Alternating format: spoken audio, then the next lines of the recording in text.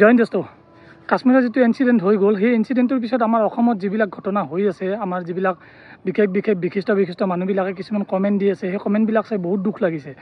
আৰু সেই কমেণ্টবিলাক চাই এনেকুৱা লাগিছে যেন সিহঁতো সেই উগ্ৰপন্থী সংগঠনবিলাকৰে একোজন সদস্য যোৱা কেইদিনমান আগতে মানে ইনসিডেন্টটো হৈ যোৱাৰ পিছতে এজন আমাৰ বিশিষ্ট ব্যক্তিয়ে এটা কমেণ্ট দিছে যে কাশ্মীৰত 370 ধাৰা উভতাই দিব লাগে তেতিয়া আৰু যিখিনি সন্ত্ৰাসবাদী সমস্যা আছে সেই সমস্যাখিনি দূৰ হৈ যাব এটা কথা মই সুধিব বিচাৰিছোঁ 370 যেতিয়া ভাঙা নাছিলে তেতিয়া পুলৱামা এটেক হৈছিলে আৰু পুলৱামা এটেক থাকোঁতে সেই 370 ধাৰা তাতে লাগু হৈ আছিলে আৰু তাৰে আগতে বহুত ইনসিডেন্ট কাশ্মীৰত হৈছে এটা আঙুলিত গিনতি কৰিব নোৱাৰি তাৰপিছতো যে তেনেকৈ ক'ব পাৰে যে কাশ্মীৰত 370 ধাৰা উভতাই দিলে তাৰ গোটেইখিনি সন্ত্ৰাসবাদী সমস্যা নাইকিয়া হৈ যাব এতিয়া মই ইয়াৰ পৰা এটা কথা ক'ব বিচাৰিছোঁ এই যে TRF সংগঠনটো দ্য ৰেজিষ্টেন্স ফ্ৰণ্ট বুলি যিটো সংগঠনে এই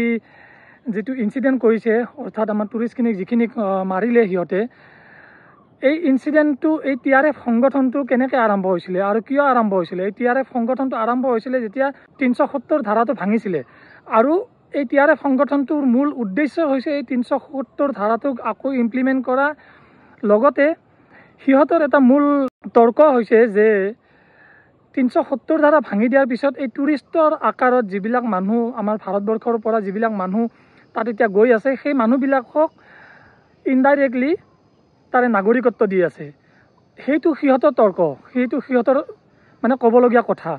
এতিয়া আমি নাজানো আমাৰ ভাৰতবৰ্ষৰ কিমান মানুহে কাশ্মীৰত গৈ পেলাই ঘৰ বনাব বিচাৰিব তাত এটা বহুত ডাঙৰ ডিবেট এটা আছে গতিকে এই যিখিনি আমাৰ অসমৰ মানুহে এনেকুৱা ধৰণৰ মন্তব্য কৰিছে সেই মন্তব্যখিনি চাই পেলাই এইটোৱে কথা ক'ব পাৰি যে সেই মানুহবিলাকো এই সংগঠন এই TRF সংগঠনটোৰে একোজন সদস্য কাৰণ TRF সংগঠনটোৰ উদ্দেশ্যই আছিল সেইটো যে তাত যিটো 370 ধাৰা সেই 370 ধাৰাটোক আকৌ তাত ইমপ্লিমেণ্ট কৰা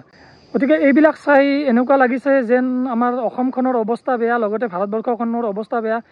এতিয়া মই এটা কথা ক'ম আপোনাক যে ভাৰতবৰ্ষই যিবিলাক ষ্টেপ লৈ আছে বৰ্তমান সেইটো বহুত ভয়ংকৰ ষ্টেপ লৈ আছে আৰু বহুত সোনকালে আপোনালোকে গম পাব ইয়াৰ পিছত কি হ'বলৈ গৈ আছে আৰু ইয়াৰ আঁৰত যোনে আছে ইয়াৰ উচিত শাস্তি পাব ইয়াৰ আঁৰত যোনে থাকক পাকিস্তান থাকক বা যোনে থাকক বহুত বেয়া ধৰণে ইয়াৰ প্ৰভাৱ পৰিব আৰু ইণ্ডিয়াই অলৰেডি ইণ্ডিয়াৰ যিটো নেভি আছে নেভি আৰবিয়ান চিট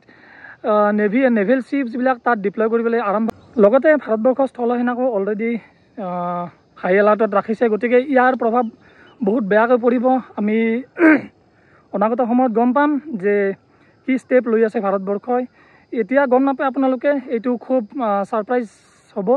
আপোনালোকে নিশ্চয় গম পাব